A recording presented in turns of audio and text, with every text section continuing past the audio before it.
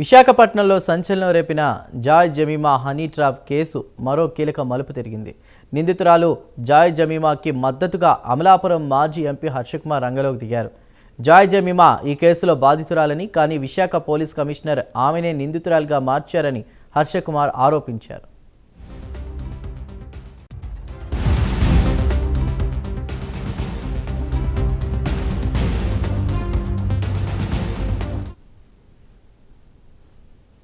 అబ్బాయి ఇంతకీ ఎవరంటే ఆడారి తులసీరావు అని చెప్పేసి వైఎస్ఆర్సీపీకి చెందిన విశాఖపట్నం డైరీ చైర్మన్ యొక్క మేనల్డ్లో సమ్ రిలేటివ్.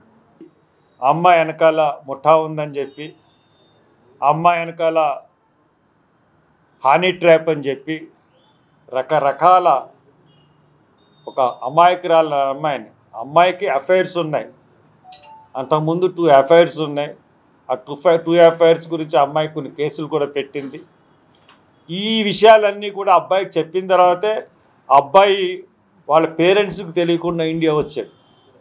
ఇండియా వచ్చి వాళ్ళ పేరెంట్స్ మాకు అడ్డుపడుతున్నారు, మాకు రక్షణ కావాలని ఎస్పీ దగ్గరికి వెళ్తే ఒక మైనారిటీ తిరిగిన ఇద్దరిని రక్షణ ఇవ్వాల్సింది పోయి ఎస్పీ గారు చేసిన నిర్వాహకం, అదే సిపి గారు చేసిన నిర్వాహకం అది.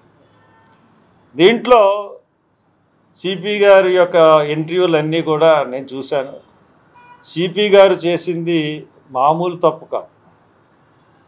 ఎందువల్లంటే ఒకవేళ వాళ్ళిద్దరూ ఒక నెల రోజుల నుంచి ఒకే ఇంట్లో కలిసి సహజీవనం చేస్తే అమ్మాయిని మోసం చేసినందుకు అబ్బాయిని శిక్షించాలి చట్ట ప్రకారం, ఒకవేళ కేసులు పెట్టదలుచుకుంటే. అటువంటిది అబ్బాయిని పంపేసి అబ్బాయి అమ్మాయి బయటకు వచ్చి నేను చెయ్యనన్నా కానీ ఆ అబ్బాయి మీద కేసు పెట్టాలి. రేప్ కేసు కింద పెట్టి రిజిస్టర్ చేసి అమ్మాయిని మోసగించడానికి కేసు పెట్టాలి. అటువంటిది రాజకీయ ప్రలోభాలకి, డబ్బుల ఒత్తిడికి లొంగి ఎస్పీ ఇంత దారుణమైన చర్యకి పాల్పడ్డాడు. హర్షకుమార్ కామెంట్స్పై బాధితుడి కుటుంబ సభ్యులు ఆగ్రహం వ్యక్తం చేస్తున్నారు. హర్షకుమార్ చేసిన వ్యాఖ్యలను బాధితుడి తల్లి లక్ష్మి తీవ్రంగా ఖండించారు. జాయ్ జమీమా తలుచుకుంటే ఎంతటి వారినైనా మత్తులో తించగలదని ఆరోపించారు.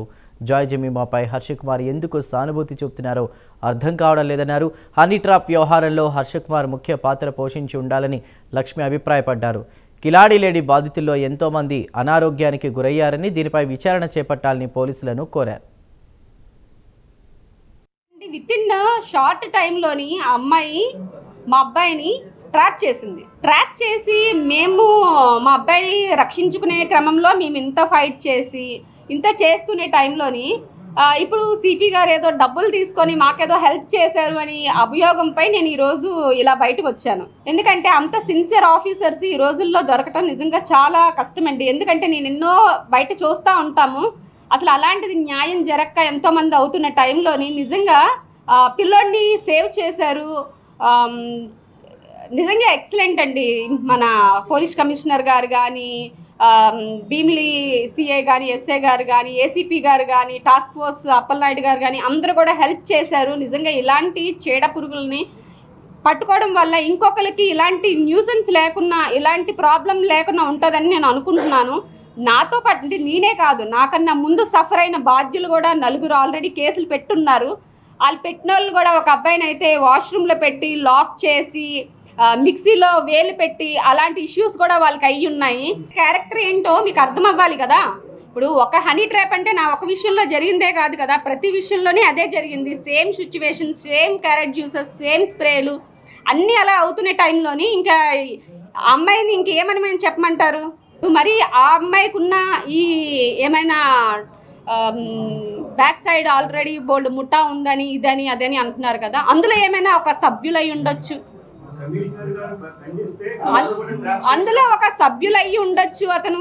లేదు అనుకుంటే ఇంకా ఏదైనా అమ్మాయి కూడా ఆల్రెడీ మాట్లాడేటప్పుడు నేను వాళ్ళ బినామీని, వీళ్ళ బినామీని, నాకు ఆ ఎంపీ తెలుసు, ఈ ఎంపీ తెలుసు అని చెప్పిన దాంట్లో ఇతను కూడా ఒక్కలేమో నాకేం తెలుస్తుందండి.